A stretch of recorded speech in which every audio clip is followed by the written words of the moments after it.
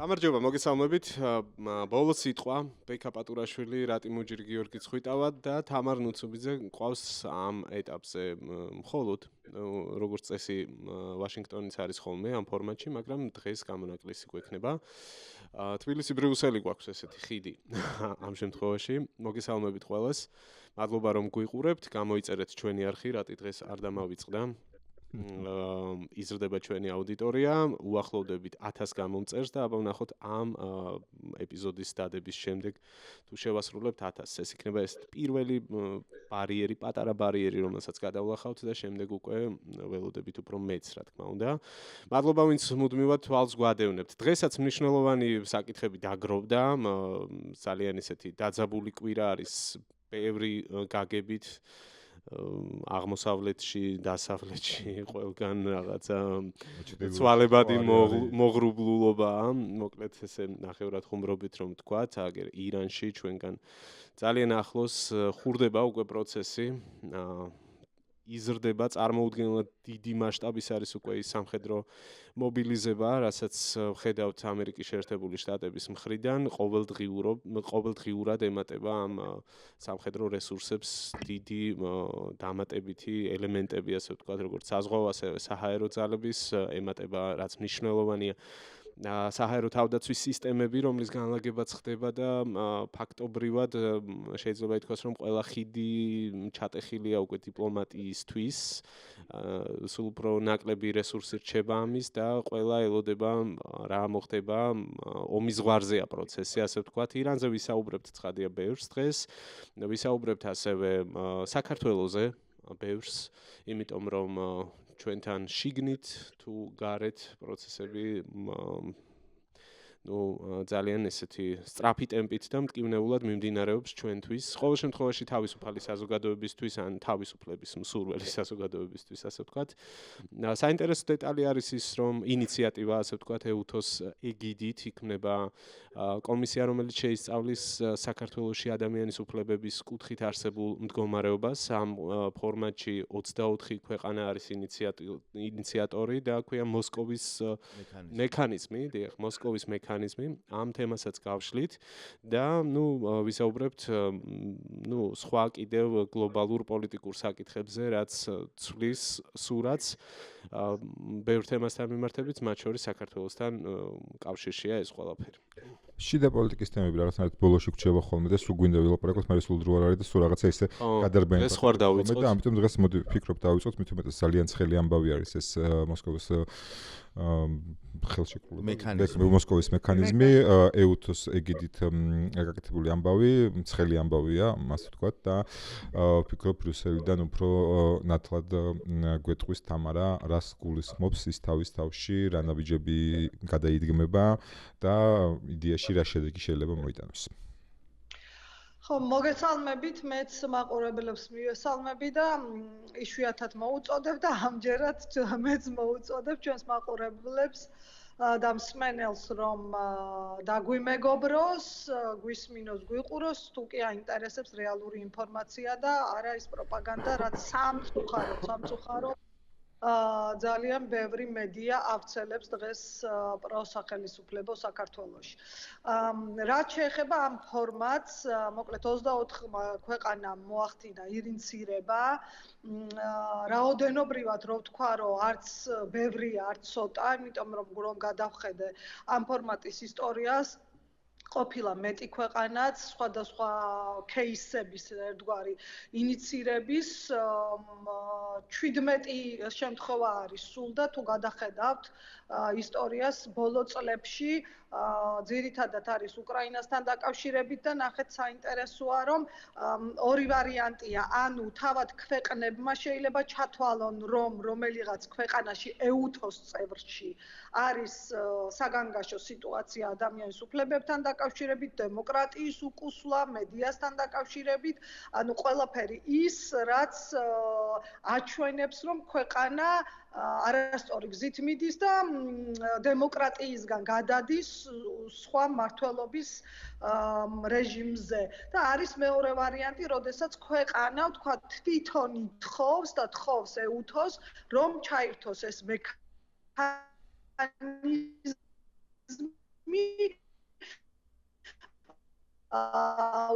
უკრაინის შემთხვევაში ბელორუსი ეჭრის დროს უკრაინაში რა თქმა უნდა კიდე იყო кейსები ადამიანის უფლებების დარღვევებზე, მკვლელობებზე, ბავშვების გატაცებაზე უკრაინიდან, სადაც ანუ უკრაინა იყო ინიციატორი. საქართველოს შემთხვევაში ინიციატორი ბექა შენ როგორც თქვი 24 ქვეყანა, აღსანიშნავი ალბათ ისიც არის რომ გერმანია ამ ქვეყნებს შორის, დიდი ბრიტანეთი და დიდი ბრიტანეთის საელჩომ საქართველოში ქართულადაც კი დადო და мотиваციაც დაუდო, რატომაც ამოქმედდა ეს რეჟიმი. პროცედურულად ასე არის, როგორც ვნახე, 3 მომხსენებელი EUTHOS და ODIHR-ის ორგანიზაციებიდან იქნება შერჩეული და ხშირ შემთხვევაში და უფრო მეტად არის მისასალმებელი თუ კი მომხსენებლები ჩადიან ქვეყანაში და ადგილზე ეცნობიან ვითარებას, იქ ხდება ინტერვიუები, დალაპარაკება ყველა სფეროს წარმომადგენლებთან, გროვდება ინფორმაცია და ეს ფორმატი სწორედ ასეც იშიფრება. ეს არის ფაქტების მომძიებელი მისია, შემდეგ უკვე ამზადებენ ანგარიშს. ასევე დავინტერესდი თუ შეიძლება რომ თქვათ არ დაუშვან მისიის წარმომადგენლები ქვეყანაში. შესაძლებლობა როგორც ჩანს ამისიც არის და ამ შემთხვევაში მაშინ უკვე მისია მუშაობს ონლაინ და ანუ ვინცთან ხდება მათთან კომუნიკაციაზე და მაქსიმალურად ალბათ არსებული საშუალებებით იწყება მოძიება ფაქტების. თავად თვითონ ის ფაქტი რომ ჩაირთო ეს მექანიზმი, როგორც უკვე ვთქვი, აჩვენებს რომ ქვეყანა საერთოდ არასწორ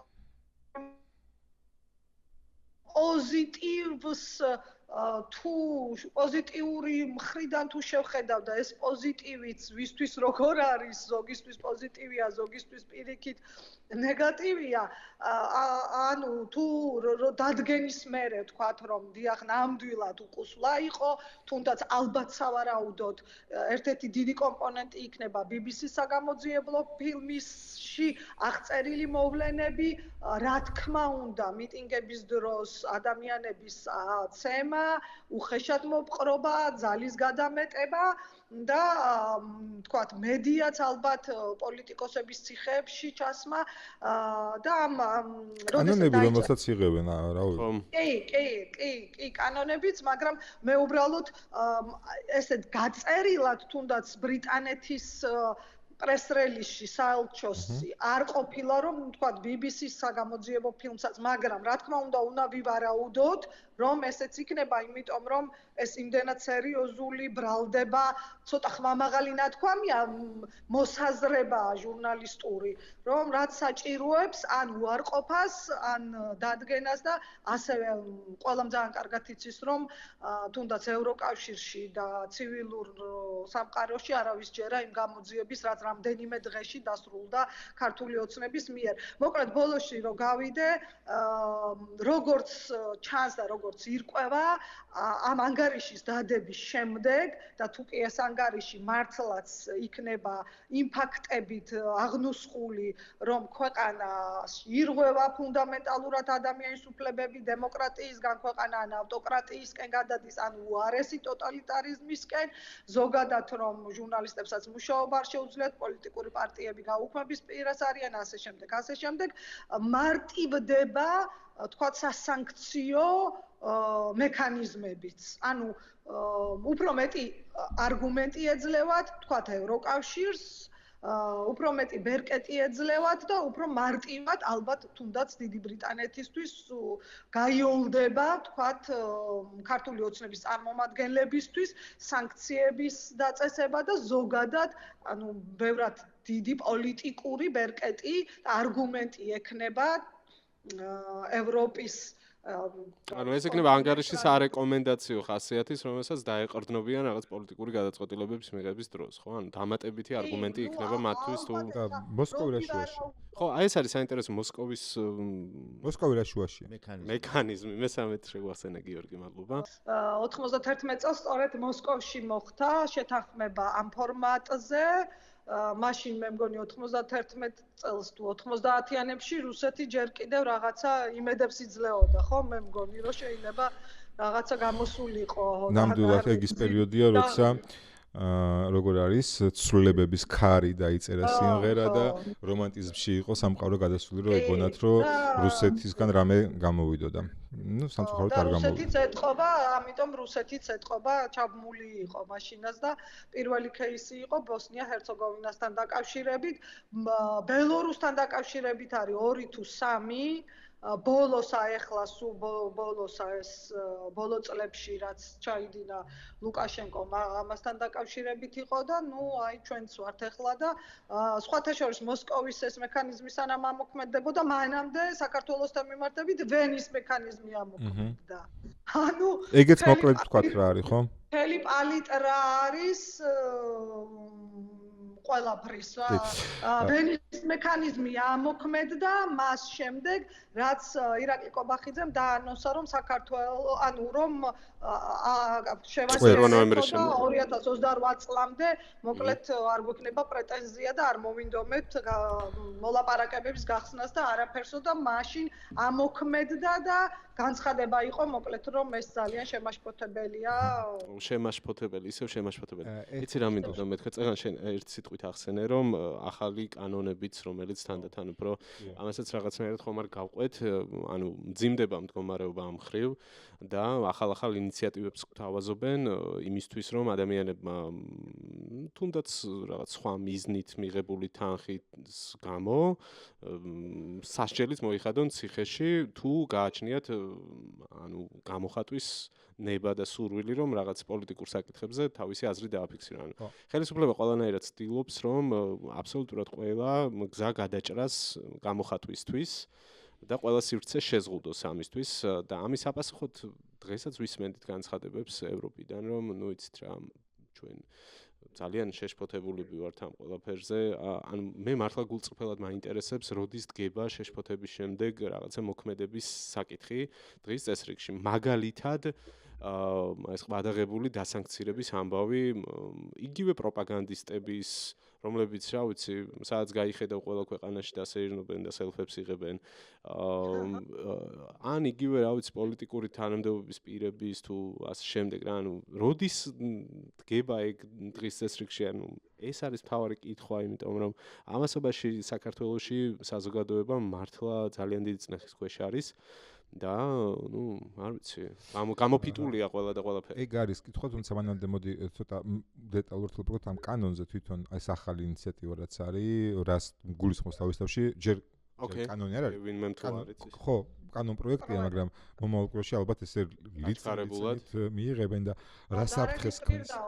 კი, რა საფრთხეს ქმნის, რომ უფრო ცოტა მეტი დეტალი ვთქვათ. იცი რა, სინამდვილეში ეს არის რაღაცა ახალი ინიციატივები, რომელიც მოყვება 2024 წლის 28 ნოემბრის გადაწყვეტილებებს, ხო და შესაბამის საკანონმდებლო აქტებს, რომელიც მიიღო ქართულმა ოცნებამ, რაც გულისხმობს ესე იგი თავისუფალი სიტყვის შეზღუდვას, რაც გამოხატვის თავისუფლების შეზღუდვას და უამრავ შეზღუდვას გულისხმობს თავისთავში და არის ნუ პრინციპში კაბალური ესე იგი განკარგულებები და დადგენილებები, რომელიც კიდევ უფრო გაამკაცრებს ამ რეგულაციებს და საბოლოო ჯამში მოსახლეობა საკუთარ მოქალაქეებს ტოვებს შიშველი პროპაგანდის ამარად, რაც იმას ნიშნავს, რომ აი ამ მორჩილი მოქალაქეების მართვა მას ძალიან გაუადვილდება, ხოლო ვინც იქნება წინააღმდეგი, როგორც დაიწყეს ტროტუარზე დგომისთვის დაკავება, ასევე მოხდება უკვე ძალიან დიდი სანქციების დაწესება მოქალაქეების მიმართ, იმ მოქალაქეების, რომლებიც არ ეთანხმებიან, რომლებიც აპროტესტებენ, რომლებიც ცდილობენ, რომ სიტყვის თავისუფლება და გამოხატვის თავისუფლება შეინარჩუნონ და ნუ ასე შემდეგ. ანუ მაგალითად რაღაც ერთი ეს ჩვეულებრივი ყოფითი მაგალითი რომ მოვიყვანოთ, ვინმე თუ მუშაობს მარკეტში პირობითად რაღაცა X მარკეტში, რომელიღაცაში, რომელსაც ფასებიც დააკლებინეს და ყველაფერი იქნეს, ნუ ეს ცოტა გადახვევა ხუმრობით.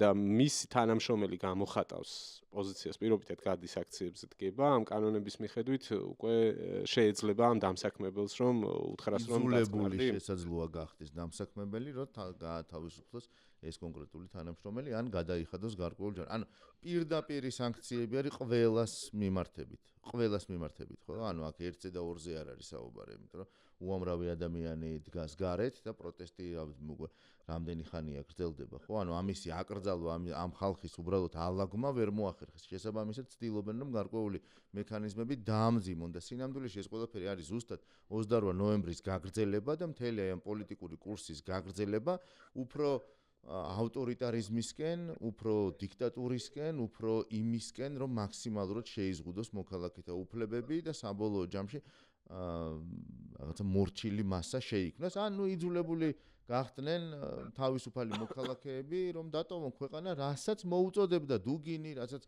ახმოვანებდნენ მერე აქაური ოცნების პროპაგანდისტები და ასე შემდეგ, რომ იცი რა თუ არ მოგწონს, წადი იქ, სადაც მოგწონს, ხო? ანუ და უბრალოდ განწირული ხდიან ადამიანებს, რომ იყვნენ განწირულები, ან უბრალოდ ვერ დასაქმდნენ, ვერ ჩაერთონ საკუთარ პროფესიაში, ვერ გამოიყენონ ის უნარები, რასაც აგროვებდნენ მთელი ცხოვრების განმავლობაში და ეს არ ეხება ერთ და ორ სფეროს, ხო? ისედაც ეს არის ღარიბი ქვეყანა, სადაც ბევრი მიმართულებით განვითარება არ არის, სადაც მაღალი ტექნოლოგიები არ არის, სადაც ნავთობი არ არის, სადაც ბევრი რამ არ არის, ხო? და ამ ყველაფერს ემატება რეფორმები, ყმადაღებული, ძალიან ხმამაღალი, ეგრეთ წოდებული რეფორმები განათლების სფეროში. ანუ ეკონომიკის გარეშე, მეგობრებო, უსაფრთხოების გარეშე და სხვათა შორის, არ ვიცი თუ კი თვალს გვადევნებთ, თქვენც მოიკითხეთ ბოლოს როდის ნახეთ საოკუპაციო ზოლზე მავთუხლართების შესახებ პროპაგანდისტულ არხებზე მაგალითად ერთი ახალი ამბავი მაინც, ხო? ზოგადად ოკუპაციის თემაზე, ან ცოცავი ოკუპაცია, ან თავდაცვის შესახებ რაღაცა არა უსაფრთხოება, არა ეკონომიკა, არა განათლება. აი ეს განათლების დეფორმა და ეს ბოლო კანონები რო გავაერთიანოთ და ძალიან მარტივ მაგალითად გადავაქციოთ, ხო? მე მაგალითად იძულებული ვარ, რომ ვეღარ ვმუშაობ ჟურნალისტიკაში, ხო?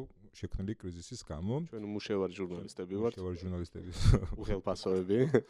ამიტომ მხარი დაგვიჭირეთ.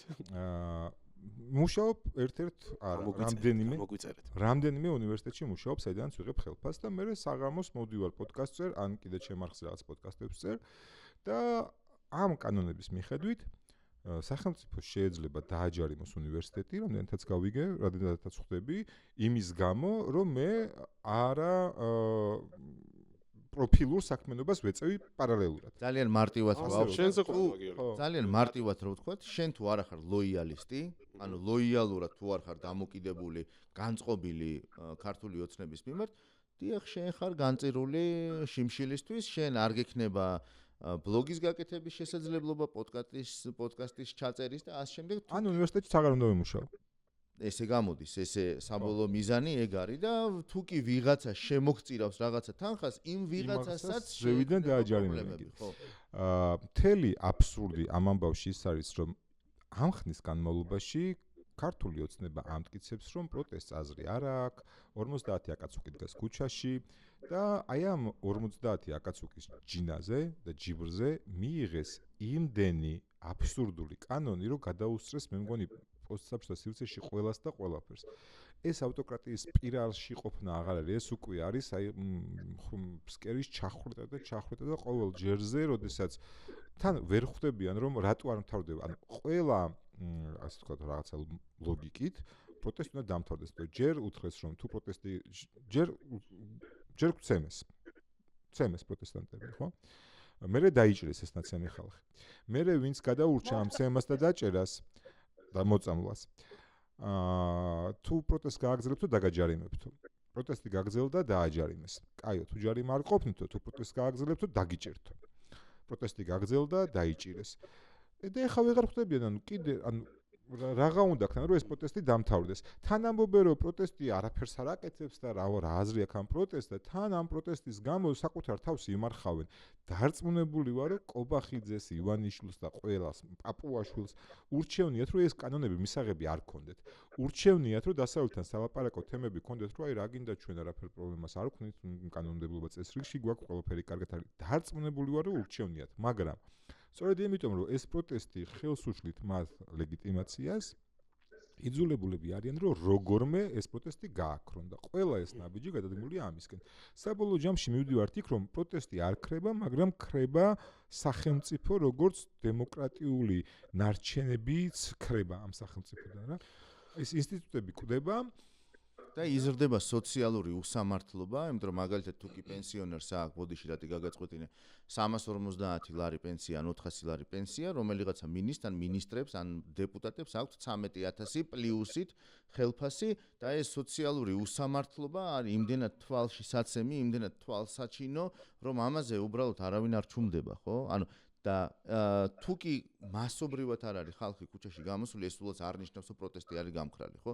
ეს არის შედეგი იმ რეპრესიების, ეს ილექება, რა თქმა უნდა, ქვეცნობიერში, იმიტომ რომ მიზან მიმართულად ძალიან ბევრი წელია, უკვე ძალიან ბევრი წელი და ეს საუბარი არ არის 10 წელზე, ეს არის 10 პლუს წლები, მიზან მიმართულად მიმდინარეობს ფსიქოლოგიური და საინფორმაციო ოპერაციები საქართველოს წინააღმდეგ და საქართველოს მოსახლეობის წინააღმდეგ. ესეც არის ამ ყველაფრის შედეგი და მე არ მინდა რომ თქვა რაღაცა ესეთი გაურბივარ პროგნოზებს, უბრალოდ ამას ექნება ძალიან მძიმე შედეგი საბოლოო ჯამში, იმიტომ რომ ქვეცნობიერში ეს ისედაც დალექილია, ჩვენ ისედაც ტრამვირებული ხალხი ვართ 90-იანებიდან გამომდინარე და იმ ომებიდან გამომდინარე, რამდენიც გვქონდა ჩვენ და პრაქტიკულად 4 წელიწადში ერთხელ ჩვენ სხვადასხვა ინტენსივობის საბრძოლო მოქმედებაში ვიყავით ჩართული და ამას ემატება აი ეს ძალიან მძიმე წნეხი ხელისუფლებების მხრიდან აი ამ ბოლო 30 პლუს რა ვიცი რამდენი 91 წლიდან მოყოლებული. 99-იანი ვარ და მთელი ჩემი ცხოვრება მაგ ექსპერიმენტის ნაწილი არის, ასე მგონია.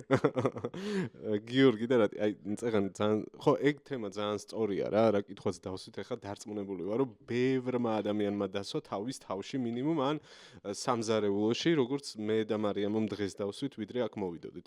ჩვეულებრივ სახლში გქონდა ამას დისკუსია რომ კაცო ამდენი რა თუნდათ ამდენ კანონს რატომ იღებენ და აი ამ მსჯელობაში მე ეგეთი აზრი გამიჩნდა დამატებით არ ვიცი დამეთანხმებით თუ არა რომ ეს კიდევ არის რაღაცა კიდევ ახალი სიურპრიზების წინაპირობა ჩემი აზრით რა ანუ პრინციპში ეს რა ახალიც არ არის რასაც ვამბობთ ხო ნუ ეს თემა მალე ამოვწუროთ და სხვა თემებზე გადავიდეთ კი ბატონო ვისაც სხვა თემები უფრო გაინტერესებთ დაგველოდეთ ხო ნუ იმის თქმა მინდა რაც პრინციპში მანამდეც მithქვამს თუ არ ვწდები ამ ფორმატშიც რომ წინ კიდევ დიდი სიურპრიზები ალბათ გველოდება, რაც შეეხება ლოგიკურად რუსეთთან, თქვათ, დიპლომატიური ურთიერთობების აღდგენას, მათთან რაღაც ტიპის დიალოგის დაწყებას, რაც ავტომატურად ჩახსნის მერე ბევრ თემას, მათი პოზიციიდან გამომდინარე ოკუპირებულ ტერიტორიებთან მიმართებაში და ასე შემდეგ.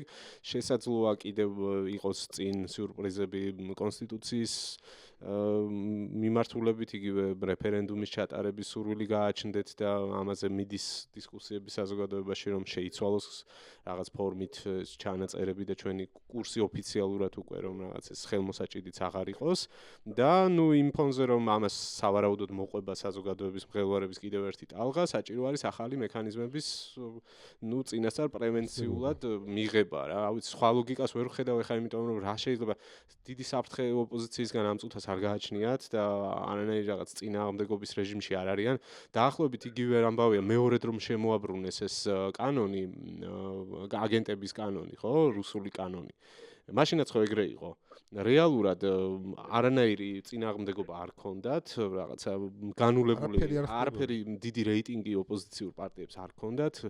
არჩევნებს მოიგებდნენ აი უპრობლემოდ ჩემი აზრით, მაგრამ მაინც შემოაბრუნეს ეს ამბავი, ხო? იმიტომ რომ შემდეგ სხვა გეგმები იყო დღის წესრიგში, რაც უფრო დიდ სურათში შემდეგ გამოჩნდა, რაც დაგვირგვინდა 28 ნოემბრის განცხადებით 2024 წლის. აქედან გამომდინარე მგონია რომ წინ კიდევ რაღაც სიურპრიზები არის და შესაძლოა მანდეთ მიდიოდეს ეკვალა. მე მაქვს ერთი კითხვა თამართან ამ თემაზე, იმიტომ თამარი მუშაობდა და შიგნიდან იცის პროცესი.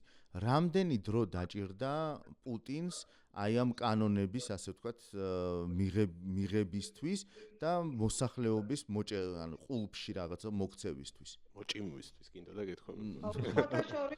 სხვათა შორის გუშინ ვფიქრობდი მაგ საკითხზე და იცი რა რაღაცა ანალოგებს ვფიქრობდი და მინდოდა გამეხსენებინა და იცი რა დასკვნამდე მივედი რომ აი ეს უცებ ერთ რაღაც აჯაფსანდალურად ერთ პაკეტში ერთად არც ყოფილა რუსეთში. ანუ იქ რაღაც ნაბიჯ იყო ჯერ თქვათ ასე ჩამოიშორეს მხოლოდ მედია სეგმენტი, მერე მიადგნენ ბიზნესის სეგმენტი, მერე ინტერნეტს. ანუ რაღაცნაირად ნელ-ნელა იპყრობდნენ ყველა სივრცეს. და არა ის, რაც გუშინ რომ წავიკითხე, ყველას მართლაც რომ ყველას ეხება, რა ვიცი, რატი რო ყვებოდა დამსაქმებელსაც, დასაქმებულსაც, ფულის გამოგზავნსაც, მიმღებსაც, აი არ ვიცი.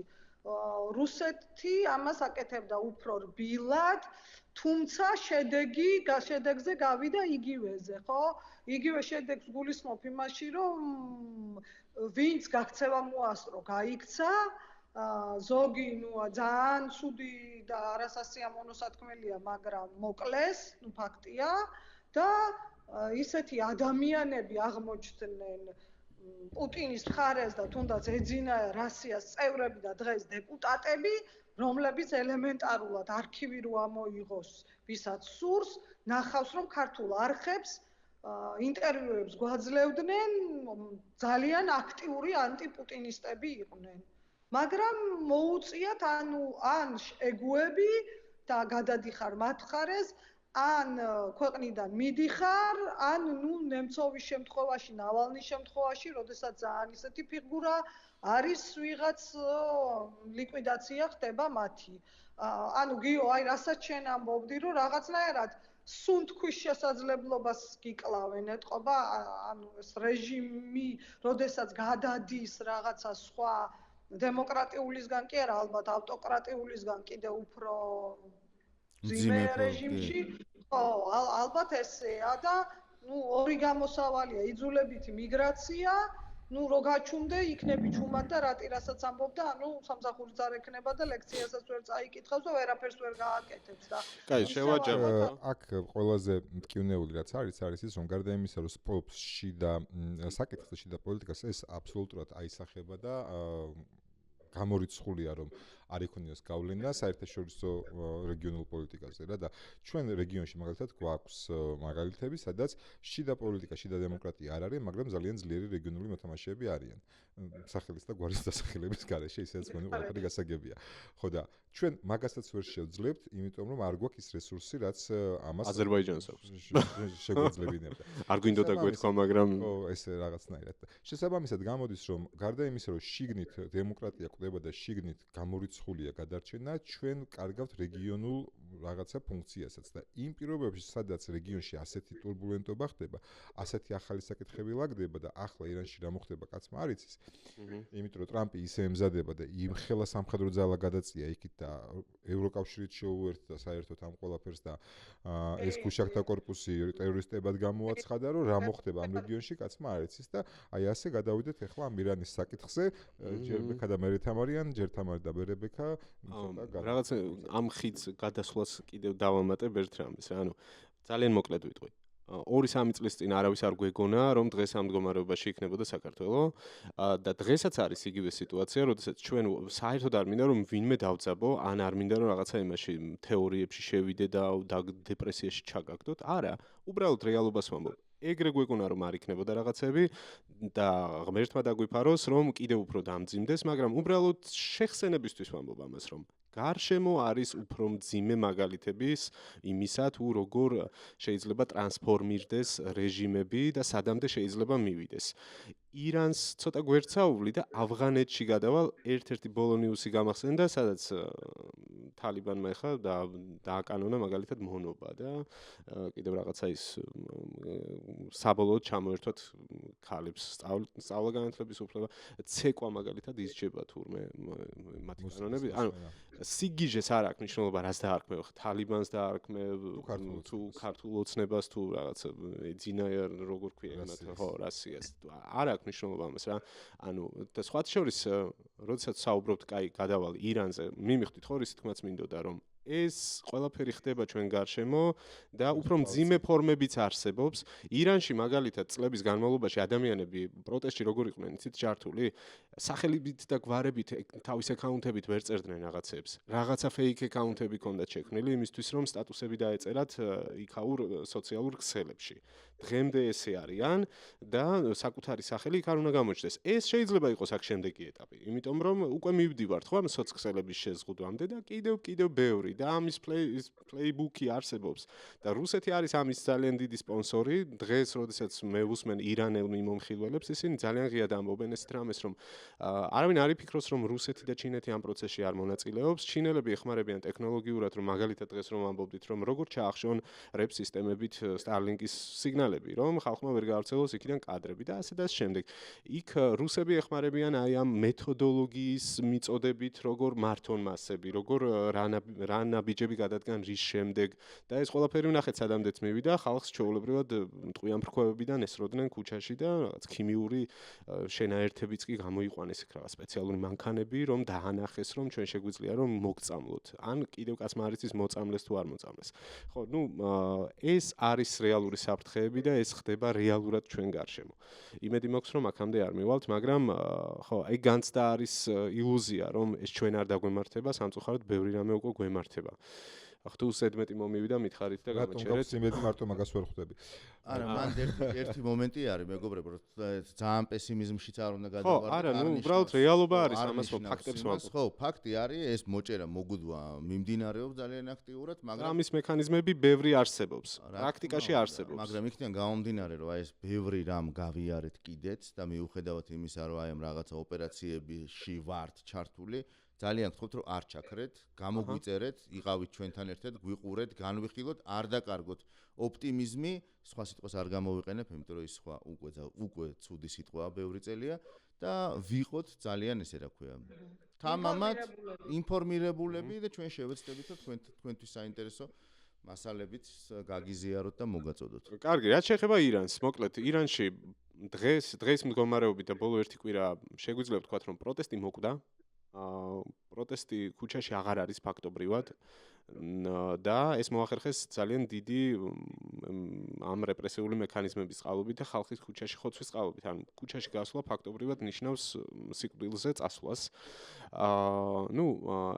მაგრამ ამ ყველაფრის ფონზე სხვათა შორის აი რეზა ფეჰლევის განცხადებებს ვადევნებ ხოლმე თვალს, რომელიც მთავარი ოპოზიციური ფიგურა არის და იქ იყო ერთ-ერთი მთავარი ბოლო გზავნილი, რომ მოვადრო რომ თქვენ ისე უნდა გამოხვალთ ქუჩაში. მე ესეთი შთაბეჭდილება მრჩება ამ სამხედრო რაღაცა მობილიზების და სამზადისის ფონზე, რაც უკვე თითქმის გარდაულად გვაჩვენებს, რომ რაღაც ტიპის სამხედრო ოპერაცია იქნება, ამის საფუძვლები იქნება, ამის ლეგიტიმაციისთვის სამართლებრივი საფუძველიც მზადდება, რაც რატი მახსენა და თამარიც გააგრძელებს შემდეგ, რომ უკვე მიღებულია გადაწყვეტილება IRGC-ის ტერორისტულ ორგანიზაციად გამოცხადების შესახებ, ხო? და ეს ამარტივებს უკვე ეს არის მოკლედ განმარტებით, ეს არის ძალოვანი სისტემა ირანში, რომელიც რეალურად მუშაობს. რევოლუციის გუშაკთა კორპუსი, რომელიც არის მთავარი ძალა, ყველაზე მეტი დაფინანსება შეიარაღება, არმიაზე მეტი რესურსები გააჩნია ამ ძალას, რაც მართავს ბევრ რამეს, ბიზნესიდან დაწყებული, ქვეყნის პოლიტიკური ცხოვრებიდან გაგრძელებული, სამხედრო მიმართულებით და პოლიციული რეჟიმის მთავარი საყრდენი არის, ასე ვთქვათ. და ეს ორგანიზაცია გამოცხადდა უკვე ევროკავშირში მიიღეს გადაწყვეტილება ტერორისტულ ორგანიზაციად, ანუ როგორც პირობითად ISIS და ჰამასის წინააღმდეგ არსებობს ლეგიტიმური საფუძველი, რომ მას შესაბამისად პასუხი გასცენ, სამხედრო იქნება თუ სხვა ტიპის, ისე არსებობს მათ შემთხვევაშიც. ეს არის ძალიან მნიშვნელოვანი გადაწყვეტილება და ეს ქმნის საფუძველს, რომ რაღაცა ლეგიტიმაცია მისცეს შემდეგ სამხედრო ნაბიჯებს. აქ არის საინტერესო, რომ ერთგვარი კოალიცია ყალიბდება, უკვე ამერიკის შეერთებული შტატების ცალსახამ ერთპიროვნულ მოქმედებაზე არ არის საუბარი, ისრაელი ძალიან აქტიურად ერთვება და სრულ კოორდინაციაში არიან, უკვე გაიმართა გასული კვირის განმავლობაში არაერთი მაღალი დონის შეხვედრა შტატების ცენტრალურ სამხედრო კომისიის შეფებსა და ისრაელის შესაბამის სამსახურებს შორის, რაც მნიშვნელოვანია და უნდა ვიცოდეთ ამ ამბავზე არის ის, რომ თავდაპირველად ისრაელს არ ქონდა მზაობა იმის, რომ ოპერაციის დაწყების შემთხვევაში მოახერხებდა თავის დაცვას და ამ ხრივ ყველაფერი გარკვეულია. დღეს ისინი უკვე რამდენიმე დღეა პირდაპირ ამბობენ, რომ სრულ მზადყოფნაში არიან.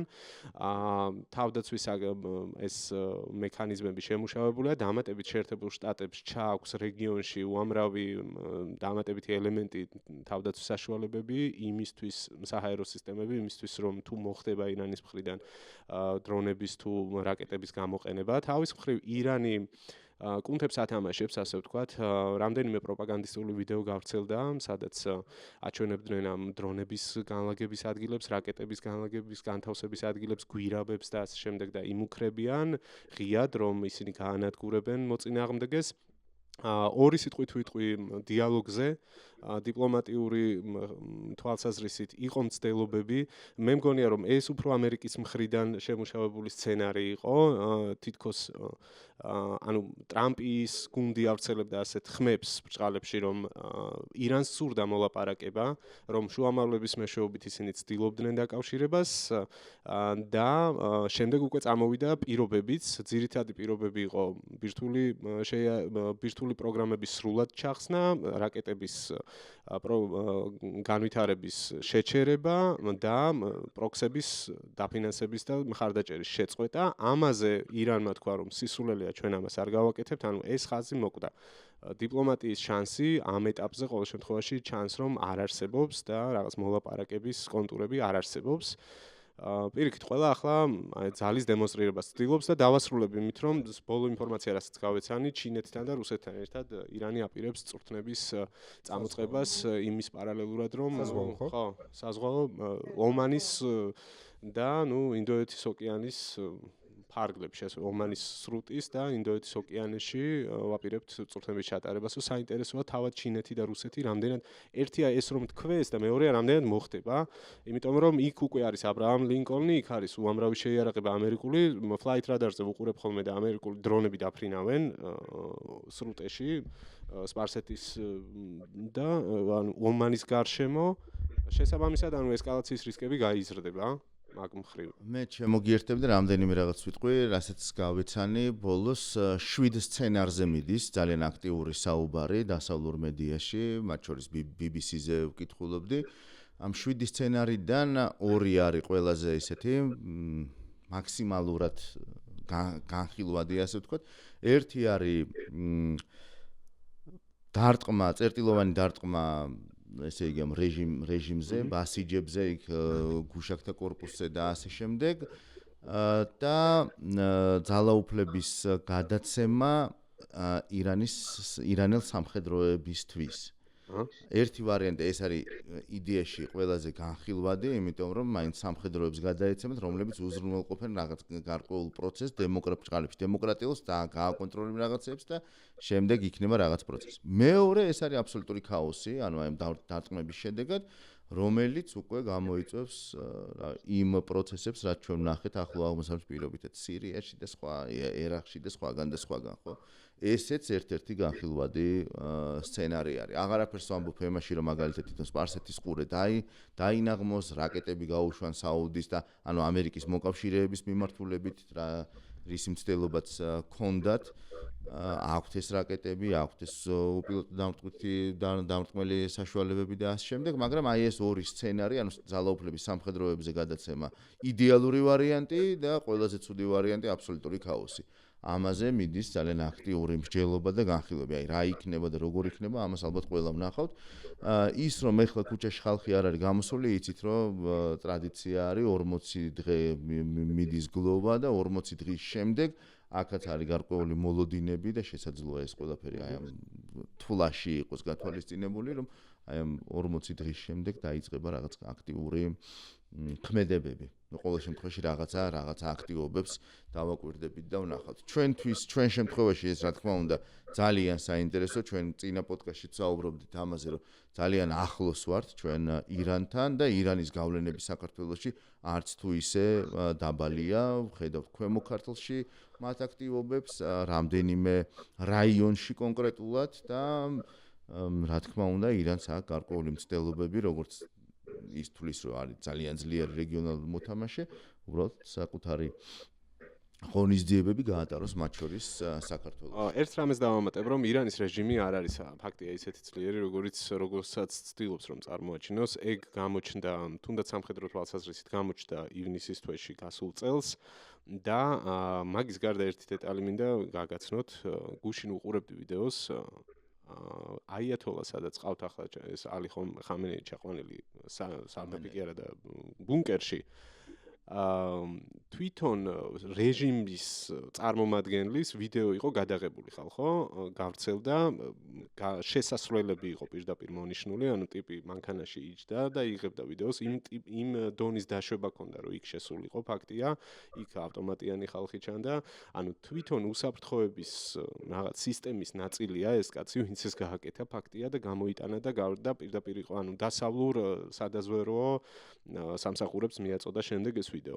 ეს ერთადერთ რამეზე ერთი რამის ინდიკატორია, რომ თვითონ შიგნით არის ძალიან სერიოზული კრიზისი და ამის წინაპირობები რეალურად არსებობს. რეჟიმი ძალიან ცუდ დღეშია, ხალხი უკვე ცდილობს დიდი ალბათობით ფიქრობს ალტერნატივებზე, ვინსა როდის გადახდეს ნავიდან, ვინ ქვეყნიდან წავიდეს, ამაზეც არის ბევრი საუბრები, რომ უკვე აქტიურად დაიწყეს ანგარიშების გახსნა სხვა ქვეყნებში დაიწყეს ფულის გამოტანა უცხო ქვეყნებში არსებული ბანკებიდან ამ რეჟიმის წარმომადგენლებმა და ასე შემდეგ. ანუ რაღაცა თუ იქნება დარტყმა სათავეზე, ასე ვთქვათ, მთავარ ტიპებზე, ამ შემთხვევაში ეს შიდა ქაოსს გამოიწვევს ნამდვილად და პარალელურად რომ ხედავთ მოწოდებებს, რომ ხალხის ქუჩაში გამოსვლის დრო დადგება, ეს უკვე მგონია, რომ აქ სცენარის ნაწილია რა. ჯერ დაარტყამენ ალბათ რაღაც მთავარ სამიზნეებს და შემდეგ უკვე ისევ ხალხის ქუჩაში გამოსვლა შეიძლება ვნახოთ და ამას ემატება რეზა ფეხლევის ეს კომპონენტი, ის ამბობს, რომ მზად არის დღესვე გადაიბაროს მართლობა 100 დღის ვადით და გარდამავალ პერიოდში იყოს ლიდერი. ანუ აი ეს ლოგიკა, ეს ფაზლები ჩემ ლოგიკაში ჯდება სამხედრო დარტყმა, შემდეგ ხალხის ჩართულობა, შემდეგ ეს დროებითი პერიოდი და გარდამავალი ეტაპი, შტატებთან კოორდინაციით ცხადია. რაც ახლა დაზასტურებლად შეგვიძლია ვთქვათ, არის ის, რომ არ იქნება არც ვენესუელა სცენარი და არც შარშანდელი 12 დღიანი ომის სცენარი. იქნება რაღაცა სხვა, ეს სხვა რა იქნება ვნახავთ, თუმცა მანამდე თამარა ევროკავშირმაც ტერორისტების სიაში ტერორისტებად გამოაცხადა მოკეთეს და ამაზე რომ მეტი გითხრა, კაი გამოცხადა გამოაცხადა მერე. ჯერ ერთი რომ რამდენიმე დღის წინ კიდევ არ იყო ერთიანობა ამ საკითხში და ერთ-ერთი ასევე მერყევი ქვეყანა მაგალითად საფრანგეთიც იყო და ასე ჟურნალისტებს კამერებს მიღმა გვითხრეს 2 დღის წინ რომ დიდი იმედი არ ჰქონდათ რომ რამე შეთანხმება იქნებოდა, თუმცა როგორც ჩანს აი არ ვიცი რა კონკრეტულად რასთან არის დაკავშირებული რომ მაინც აი ეს ეუცებ რამდენიმე დღეში ეთყობა იმდენად მნიშვნელოვანი საკითხი იყო და რაღაცა როგორც თქვენს თქვით იურიდიულად რაღაც სარჩული და თუნდაც სამომავლოდ რომ ზუსტად კონდეთ გამართული ყველაფერი შესაძლოა ამის გამო დღეს სანამ დაიწყებოდა შეხვედრა საფრანგეთის პირველმა დიპლომატმაც გააკეთა განცხადებები დღის პირველ ნახევარში წამოვიდა ინფორმაცია ჯერ დასანქცირებაზე, ანუ მორიგ სანქციებზე ირანის წინააღმდეგ და იყო მაგალითად შინაგან საქმეთა მინისტრი სანქციათა სიაში და ეროვნული უსაფრთხოების ხელმძღვანელი და გარდა ამისა, სწორედ ამ გუშაკთა კორპუსის მთავარი პირები, ანუ 15 კაცი არის დასანქცირებული, პლუს ორგანიზაციები და ამ სასანქციო პაკეტში, რასაც თქვენ საუბრობდით, სხვათა შორის ამაზეც არის აქცენტი, რომ მთავარი რა თქმა უნდა არის ირანის ხელისუფლების ქმედებები თავიანთი მოქალაქეების წინააღმდეგ, მაგრამ არგუმენტი ისიც არის, რომ რუსეთთან და ჩინეთთან ერთად ერთობლიობაში ასევე უკრაინის წინააღმდეგ ეს ანკლავი უკრაინის წინააღმდეგ იბრძვის და საფრთხეა ყველასთვის. და უკვე დღის ბოლოსკენ გამოვიდა თეთრი ბოლი, რომ მიიღეს გადაწყვეტილება გუშაკთა კორპუსის ტერორისტულ ორგანიზაციად ცნობაზე. სხვათა შორის მანამდე ევროპარლამენტში იყო დებატები პირველივე ამ წელიწადში პირველივე პლენარულ სხდომაზე და ყოველთვის ევროპარლამენტი ბევრად უფრო მკაფიოა, ბევრად უფრო თამამია და ყოველთვის წინ უსწრებს და რაღაცა პოლიტიკურ ტონს აძლევს. პირველი გადაწყვეტილებაც ირანთან დაკავშირებით რობერტა მეცოლას ეკუთვნის, რომელმაც აუგზალა ირანის ხელისუფლების წარმომადგენლებს და დიპლომატებს ევროპარლამენტის საერთო ტერიტორიაზე ნებისმიერ შენობაში შესვლა, მიიღეს ეს რეზოლუცია, რომლითაც პარლამენტმა პირველ რიგში ევროპარლამენტმა აღიარა გუშაქთა კორპუსი ტერორისტულ ორგანიზაციად და დღეს როგორც კი ევროკავშირის გადაწყვეტილება იყო, იმ ყისვე ევროპარლამენტის გამოეხმაურა და ძალიან მოუწონა, ანუ საკანონმდებლო ორგანომ, აღმასრულებელ ორგანოს მოუწონა ეს გადაწყვეტილება და როგორც ჩანს, მართლა რაღაცა მწიფდება, ევროკავშირისთვის ზოგადად ორგანიზაციისთვის, რომელიც ადამიანის უფლებებზეა დაფუძნებული, ის რაც ხდება ირანში, სრულიად მიუღებელია. ნახოთ რა განვითარება იქნება, ჩართულობაზე ვთქვათ და რაღაცა სამხედრო კომპონენტზე, რა თქმა უნდა, ევროკავშირი აქ არაფერ შუაში არ არის. ამ მხრივ და ნახოთ როგორ სხვათა შორის ეგ გადაწყვეტილება მაგრად დაიცინა ოპოზიციურ ირანულ მედიაში, თამარა. იმას გულისხმობ პარლამენტის ტერიტორიაზე არ შეშვებას, ანუ ამბობდნენ, რომ ოკეი, მადლობა, კარგით, ძალიან დაგვიჭირეთ ხარი. ან ძალიან კრიტიკულად იყვნენ ზოგადად ევროკავშირის მიმართ განწყობილი, ანუ მე ვამბობ, რასაც ვადებნებ მე თვალს ოპოზიციურ ჯგუფებს. აღკვეთინე ბოდიში ჩალის ფასი რო აქვს ევროპარლამენტის რეზოლუციებს და საერთოდ ზოგიერთებიც რო ამბობენ ევროპარლამენტის. ხო, არა, ანუ ეს ხალხი მივხვდი არიან ბრძოლაში რეალურად, უიარაღოთ თვითონ და ითხოვენ მხარდაჭერას და ვიცით ხომ თუნდაც ევროპაში და ევროკავშირის მიღმაც რამხელა აქციები იყო დიასპორა როგორ აქტიურობდა და ისინი მოუწოდებდნენ. მაგალითად ბრიტანეთში ხა BBC-ის ოფისიდან დაწყებული მთელი მსვლელობები და უდიდესი აქციები იყო, რომ მეინსტრიმ მედია მაგალითად დაინტერესებული იყო ამ თემით და ელაპარაკათ ბევრი ირანში ხალხის მდგომარეობაზე და აი ამ ფონზე ხო აი ეგ დაცვა გასაგებია, მაგრამ მეორე ისეთი პოლიტიკური ჟესტია, მაგრამ ანუ მე ვამბობ, რომ ის მათი ქვეტექსტი იყო, რომ ეს არ არის რაღაც ისეთი ქმედითი ნაბიჯი, თუმცა აი მაგისგან განსხვავებით ახლა უკვე აი ამ გადაწყვეტილებას, რაც დღევანდელი არის, რომ ტერორისტულ ორგანიზაციად გამოცხადდა საირჯისი, ამას ტაში დაუკრეს და თქვეს, რომ კი, აი ამას ვითხოვდით ჩვენ, ამას ველოდებოდით და ეს არის სწორი. იმიტომ რომ ხალხის ქუჩაში ხოცვა სხვა არაფერია თუ არა ტერორიზმის საკუთარი მოქალაქეების წინააღმდეგ. ანუ ამას ძალიან კარგი ფიდბექი მოყვა და ამბობენ, რომ ჯობს გვიან ვიდრე არასდროს, ბრავო, ასე შემდეგ. ხო, ერთი კითხვა მაქვს, მე როდესაც საუბრობდით ჩინეთზე და რუსეთზე, არ შემიძლია რომ ეს შესაძლებლობა არ გამოვიყენოთ, თამარ ინდოეთსა და ევროკავშირს შორის გაფორმებული ხელშეკრულება, ანუ აქ საუბარი არის middle სარტყელზე, ხო? ანუ სად არის მაშინ, ანუ ჩინეთი თუ კი ინდოეთმა დელი მოახერხა ბრიუსელთან აი ამ თავისუფალ ვაჭრობის ხელშეკრულების გაფორმება. გითხარი, რას ნიშნავს ეს ყველაფერი და ბრიუსელში რა გამოხმაურება, ანუ როგორ შეაფასეს ეს ხელშეკრულება? ხო, ძალიან დიდი ამბავია ეს, რამდენიმე კომპლექსური საკითხი არის, პოლიტიკური დატვირთვაც აქვს და ერთგვარად დემონსტრირება არის, თქვათ, ტრამპის განცხადებების და ტარიფებზე მუდმივად ამ პედალზე დაჭერს, რომ რაღაც რო არ მოეწონება და იმ წუთას იტყვის, რომ 10%, 15, 50 გიმატებთ და აი ესეთი ინგლისური სიტყვა shaking-ი მუდმივი, ანუ რყევა რო არ იყოს, 20 წელი მიმდინარეობდა მოლაპარაკებები ევროკავშირის ინდოეთთან და სხვათა შორის მედიაშიც ასე არის ცნობილი და ამ შეთანხმებას უწოდებენ შეთანხმებების დედა. ანუ რაღაცა ყველაზე დიდი მასშტაბური და მნიშვნელოვანი, ძალიან დიდ ბაზარზე გადის ევროკავშირიც, ინდოეთისთვისაც რა თქმა უნდა, ძალიან მნიშვნელოვანია, საერთოდ 0% ექნებათ რაღაცა სხვადასხვა ჩამონათვალია საქონლის, რომლის შემოტანაც იქნება აბსოლუტურად ისე მანქანათ საავტომობილო წარმოებისთვის, ევროკავშირისთვის რაღაცა 100%-დან 10%-ზე ვარდება, ალკოგოლის დაბეგვრიდან 150%-დან ასევე 10%-ზე.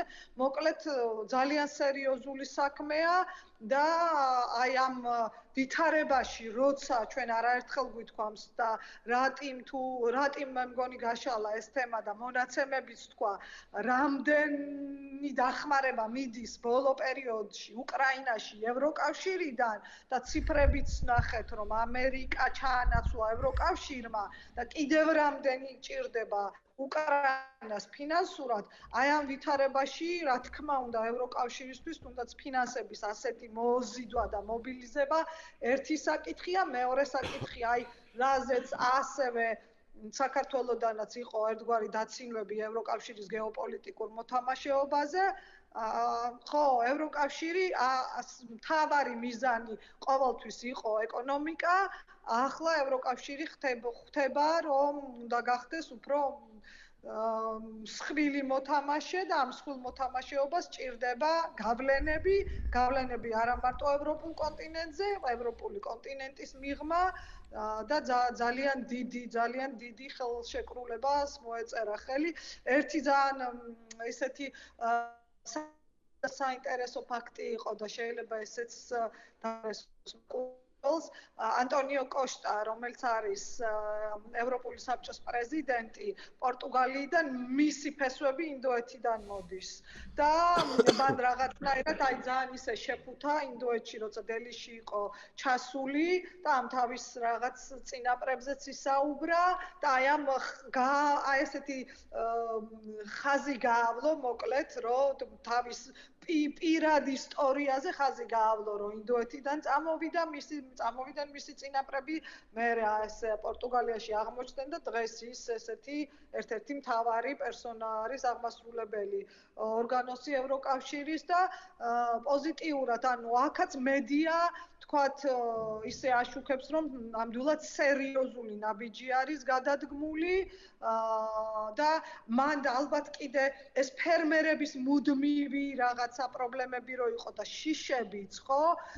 იხსნება ალტერნატივებიც ნელ-ნელა რო თქვათ, თუ კი ევროპელ ფერმერებს ეშინიათ, რომ ევროპაში შემოვა იაფი პროდუქტი და კონკურენტუნარიანი ვეღარ იქნება ძვირი და ხარისხიანი, ანუ მათაც ალბათ მიეცემათ საშუალება, ასე ვფიქრობ, რაც მე წავიკითხე, რომ თუნდაც ამხელა ბაზარზე მათაც შეძლო. თვითონაც გავიდნენ, ხო? ერთი ასპექტი, რომ საქართველოს კუთხით რომ ცოტა აქედან რომ შევხედოთ ხალხო, აი, საინტერესოა, ხო? ევროკავშირის ბაზარი თავისთავად და ის ახალი ურთიერთობები, რაზეც ამ წუთას თამარმა ისაუბრა, მაგრამ ჩემთვის მან კიდევ ერთი ამის პარალელური ამბავი არის მნიშვნელოვანი, რაც დამეთანხმებით ალბათ, პარალელურად ინდოეთი მნიშვნელოვნად ამცირებს რუსული ნავთობის შესყიდვას. რაზეც წამოვიდა თანდათან უფრო სტატისტიკა და ეს ყველაფერი ხელს გვაძლევს იმ გაგებით, რომ რუსეთის ამ ჭრდილოვანი ფლოტის მეშვეობით ერთ-ერთი მთავარი მყიდველი ჩინეთთან ერთად ინდოეთი იყო. ამას ჰქონდა მერე ინდოეთიდან ევროპა. ხო, მერე ინდოეთიდან ევროპა, კი. თურქეთიც, მაგრამ ანუ ინდოეთი უდიდესი ბაზარია ჩინეთთან ერთად. ნუ ჩინეთი და ინდოეთი ხო წამყვანი ამ ხრივ და ხო ეს პოზიტიური ფაქტორია და კომპლექსურად თუ შევხედავთ, ანუ ხელს აძლევს ეს უკრაინის პოზიციების გამყარებას და ამიტომაც ბოდიში გაწყვეტა, ამიტომაც ცდილობს რუსეთი მაქსიმალური ზეწოლა მოახდინოს საქართველოსზე, თბილისზე, რომ აი ესე შეავიწროვოს და მოგუდოს, ასე ვთქვათ, თავისუფალი სიტყვა და აზრი. აი ამ ევროკავშირის ამბავს ქვია, რომ ტრამპმა თხარა და დიდებული ამერიკის მაგივრად დიდებული ევროპა გამოთხარა. თავის მხრივ ცხადია და ძალიან ნათელი რატომაც დგამს ამ ნაბიჯებს ევროკავშირი და თუნდაც კანადა, რომელმაც გადაწყვიტა ასეთი დიდი მეგობარია ჩინეთის. ხო, თუმცა ეს ყველაფერი მიანიშნებს იმას, რომ აი ეს საერთაშორისო წესრიგი, რომელშიც ჩვენნაირ ქვეყნებს გადარჩენის საშუალება ძალიან მაღლა ჰქონდათ, ახლა ეს საერთაშორისო წესრიგი ირყება. ირყევა ძალიან მტკივნეულად და ყველაზე სასაცილო არიან რუსეთის კომაგები, რომელსაც ეს უხარიათ, რა გიხარიათ 1999 წლიდან 2024-მდე რაც ვერ შეძლო პუტინმა 2024-დან 2025-დან 2026-მდე შეძლო ტრამპმა. ამიტომ თუ ძლიერის მხარეს უნდა დაიჭიროთ მაინც მოგწონთ ეს ძლიერები რო ინაწილებენ სამყაროს, დაფიქრდით რომელი ძლიერის მხარეს ჯობს ყოფნა, შემთხვევით იმის ხوارა, ვისაც ერთ წელში შეუძლია გააკეთოს ის, რაც სხვას არ შეუძლია ამდენი წელი გამოდის და დათვალეთ 99-დან 25-მდე. მოკლედ 26. ევროკავშირი რატომაც აკეთებს ამ ყველაფერს ბუნებრივი და გასაგები არის, მე მაინც ცოტა სკეპტიკურად უყურებ ჩინეთთან და ინდოეთთან პარტნიორობას მიუხედავად დიდი ბაზრისა, მიუხედავად მათი ყველაფრისა, ისინი მაინც თავისი მმართველობის წესით მათ შორის ინდოეთსა და ჩინეთს შორის დიდი განსხვავებაა, მაგრამ მაინც ჩემს წარმოსახვაში ვერ ასოცირდებიან იმ სამყაროსთან, რომელიც სიკეთის მოუტანს პლანეტა დედამიწას ზოგადად. და ამ პლანეტა დედამიწაზე ისეთ პატარა ქვეყნებს, როგორიც ვართ ჩვენ. თუმცა იქიდან გამომდინარე, რომ მათ აღარ დარჩათ სხვა გზა, ევროკავშირიც ამ ნაბიჯებს დგამს, რაც ევროკავშირისთვის ბუნებრივია და თუკი ჩვენ ევროკავშირის წევრები ვიქნებოდით, ეს ყველაფერი ჩვენც დაგვიცავდა. ახლა როცა არც წევრები ვართ, ფურცელზე კანდიდატები ვართ, თუმცა თურქეთიც არის ეგრე კანდიდატი კაიხანია. ეს ძალიან საფრთხის, ორმაგად საფრთხის შემცველია ჩემი პერსპექტივიდან, რა რომ აი იქ რო ვიყოთ უკვე ევროკავშირში რო ვიყოთ უკვე მაშინ პირიქით ეს ჩვენი დაცულობისთვის ძალიან დიდი ნაბიჯი იქნებოდა, მაგრამ ამ პერსპექტივიდან ცოტა შემაშინებლად ჩანს. აქ საინტერესო არის თვითონ თამარა. გიო ბოდიში, ერთადერთი აი ჩემი აზრით რაში არ გეთანხმები, იცი? ინდოეთის რაღაცნაირი შემოსვლა ხო არ ხდება, თქვა, ფასეულობების დონეზე და არც აქვთ ხო პრეტენზია. აქ ხო საუბარი არის სავაჭრო შეთანხმებაზე და თან გეოგრაფიულადაც სად არის ხო ინდოეთი. ანუ შენ რა შიშიც გაქვს თქვათ ეშმაკთან კონტრაქტი არ აღმოჩნდეს საბოლოო ჯამში მაგის მეშინი. ხო, მაგრამ ფასეულობით დონეზე, რა ვიცი, არ მგონია რომ ინდოეთმა შეძლოს ისეთი ზეგავლენა მოახდინოს. ინდოეთი ბრიქსის წევრია, აქ ფასეულობებზე არ მაქვს ლაპარაკი გეოპოლიტიკაზე და ამ უსაფრთხოების საფრთხეებზე მაქვს ლაპარაკი. ხო, მაგ ხრივ ხო, მაგრამ თუ კი მხოლოდ დარჩნენ ვაჭრობის აი ამ საკითხების ფარგლებში აი რა ვიცი ხო. ამიტომაც აი ჩემი კითხვაც მაგაში იყო მერცის ინიციატივაზე ბირთვულ ქოლგასთან დაკავშირებით, რომ ევროკავშირი, თამარა, რაზეც შენ საუბრობდი, რომ გახდეს ძლიერი სუბიექტი, ძლიერი მოთამაშე თვითონ დამოუკიდებლად, ხო? აი ესე ძალიან საინტერესო მომენტი არის. კი, სხვათა შორის იოშკა ფიშერმაც თუ ვისაც ახსოვს, თქვენ კი გემახსოვრებათ ბიჭებო, გერმანიის ყოფილი საგარეო საქმეთა მინისტრი მანაც ზუსტად თქვა, რომ ეს იქნებოდა ყველაზე კარგი გამოსავალი, რომ რაღაცა ეს ატომური ოღონდ თქვა, რომ გერმანია უნდა იყოს წამყვანი და გამწევი ძალა, თუმცა აუცილებლად ერთიანად ევროკავშირის ფარგლებშიო და ხო, ნუ ფაქტი ხო არის ვხედავთ, რომ ძალიან დიდი ძვრები მიდის გეოპოლიტიკური და აბსოლუტურად დაგეთანხმებით, რომ ამ გეოპოლიტიკურ ძვრებში მართლა ჯობია იმის მხარეს იყო, ვინც მარტივად აღწევს მიზნებს. მიზნებს და თან ვის სადაც მაინც ადამიანის უფლებებიც დაცულია, ასე თუ ისე და ფასეულობებითაც შენთან უფრო ახლოა და რაც შენთვის მნიშვნელოვანია, ის ფასეულობები მაინც ამ სამყაროსთვის უფრო მნიშვნელოვანია, ხო? ყველაზე დიდი ტყუილი, რასაც ქართულ საზოგადოებას ეუბნებიან, არის ის, რომ ჩვენ თურმე ჩვენი თავი თავადვე გვეყუდნის. ანუ ეს არის ხალხო ყველაზე დიდი ტყუილია. ამით ეუბნებიან ხალხს, რომ არ არის საჭირო ევროკავშირთან სტრატეგიული პარტნიორობა, ინტეგრაცია, არ არის საჭირო ამერიკის შეერთებულ შტატებთან პარტნიორობა და არაფერს არ ნიშნავს, რომ სტრატეგიული პარტნიორები აღარ ვართ და ასე და ასე შემდეგ. ეგ არის ტყუილი და მეტი არაფერი რა, ანუ ამის თქმა მინდა. გეთანხმები, გავიდეთ მე მგონი ბოლოში, დღეს ასეთი საკმაოდ მძიმე ეპიზოდი გამოვიდა, თუმცა ქვეყანაში მძიმე მდგომარეობა არის, რეგიონში მძიმე მდგომარეობა არის, ფართო რეგიონში მძიმე მდგომარეობა არის, სოფლიოში მძიმე მდგომარეობა არის, შესაბამისად ვერ იქნებოდა პოდკასტი გამონაკლისი, საკმაოდ турბულენტურ დროებაში ვცხოვრობთ, თუმცა სანამ ცოცხლები ვართ, უნდა ვიყოს ცოცხლები, ხო? შესაბამისად მოქმედება კი ყოველთვის არის რწმენა იმის, რომ გაჩერება არ შეიძლება, რაც შეგიძლია გააკეთო, ის უნდა გააკეთო. ჩვენ ამ ეტაპზე შეგვიძლია მოგვაწოდოთ ინფორმაცია და მაქსიმალურად ვცდილობთ, რომ ეს ჩვენი შესაძლებლობა გამოვიყენოთ, სანამ ჯერ კიდევ გვაქვს და ინტერნეტიც არ დაუბლოკიათ. ჩემი მხრიდან დაგემშვიდობებით. ჩემი ბოლო სიტყვა იქნება პოზიტიური, კი რთული მდგომარეობა არის, მაგრამ მთლიანობაში თუ დიდ სურათში შევხედავთ, რუსეთის პოზიციები სუსტდება, ვერ ვიტყვით, რომ რუსეთის პოზიციები ძლიერდება. გადალაგება ხდება და პარტნიორობის ფორმატებში ვიღაცები რაღაც ცვლილებებს ფაქტია რომ დებენ უკვე და თან ერთმანეთის პოზიციებსაც ითვალისწინებენ. ჩემთვის მაგალითად ის რომ IRGC გამოცხადა ტერორისტულ ორგანიზაციას ევროკავშირის მხრიდან, არაფერია სხვა თუ არა ამერიკის პოზიციის სასწრაფოდ გათვალისწინება, იმიტომ რომ როგორც ჩანს ტრამპს გადაწყვეტილი აქვს სამხედრო მოქმედება და ამას ძალიან სწრაფ ტემპში მხარეაობა ევროკავშირმა. ასე რომ ირანის რეჟიმი ჩამომხობასთან ძალიან ახლოს არის, ისე როგორც არასდროს და ეს ყველაფერი მხოლოდ და მხოლოდ პოზიტიურად შეიძლება წარმოვიდგინოთ სამომავლოდ, ჩემი აზრით. შესაბამისად პოზიტიურ ნოტაზე ვარ, მაინც რთულია.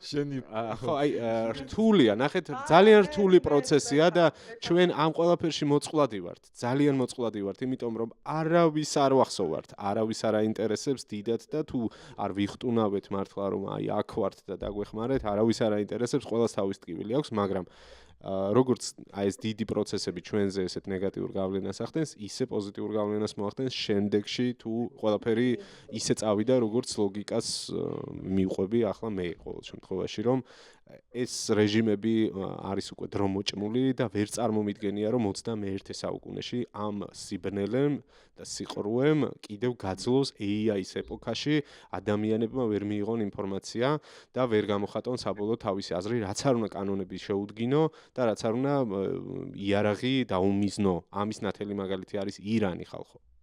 ეს არის ჩემი ბოლო სიტყვა, მაინც პოზიტიურ ჭრილში დავასრულე. მეც ვეთანხმები ბექას მოკლედ ვიტყვი, აი ნახეთ მაინც საქართველოზე რო ავიღოთ, ადამიანები არიან შიშზე, ხო? ეხლა შიშით არიან გაჩუმებული და შიშის გამო გააკეთეს თუნდაც ბოლო არჩევნებზე არჩევანი, რომ ომი არ იყოს რაღაც რუსეთის. თუ კი ადამიანები დაინახავენ თვალნათლივ, რომ სუსტება რუსეთი, სუსტება ირანი, ძლიერდება ევროკავშირი და ესეთი პროცესები მიდის, ისინიც მიხვდებიან, რომ არაფერს კარგს არ მოგვიტანს რუსეთთან და ირანთან ახლოს ყოფნა. ხო, აი ირანის სხვათაშორის ხალხო დამშვიდობება არ გაცადეთ, მაგრამ აგერ ტერორისტებად გამოაცხადეს, რას აკეთებს საგარეო საქმეთა სამინისტრო? ძალიან მაინტერესებს ერთი საერთო მაინც გააკეთოს განცხადება, ან რა ვიცი, ერთი ტექსტი დადონ ირანზე, საერთოდ რამე თქვა. პანაშვიდზე ჩავლენ, ხო, ანუ ზოგადად კანდიდატი ქვეყანა წესით ხო უნდა იმოქმედონ, რაღაცა პოზიცია ხო უნდა იქონიონ. როდემდე უნდა იყვნენ ჩუმად. წესით იმდენი რამ ხდებოდეს. ოკეი, ნახვამდის. მადლობა. კანდიდატი ქვეყანა უნდა შეუერთდეს. მადლობა, დარჩით ჩვენთან ერთად. თავარია რომ არ ჩაქრეთ, იმიტომ რომ სინათლე არ უნდა ჩაქრეს. იყავით მხნეთ, იყავით ჩვენთან ერთად, დარჩით და ჩვენ შევეცდებით რომ მაქსიმალურად დავხარჯოთ ენერგია თქვენთვის ვიმუშაოთ.